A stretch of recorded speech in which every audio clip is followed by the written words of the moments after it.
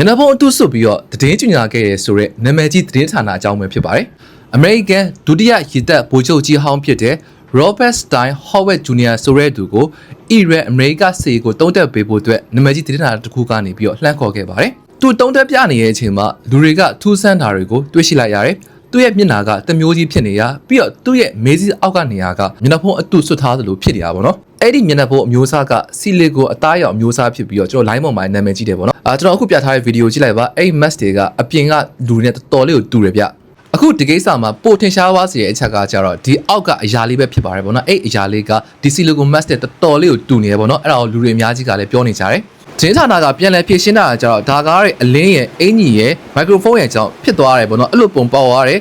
လူအစ်စ်ပါဆိုပြီးတော့ရှင်းပြထားတယ်ဗျဒါ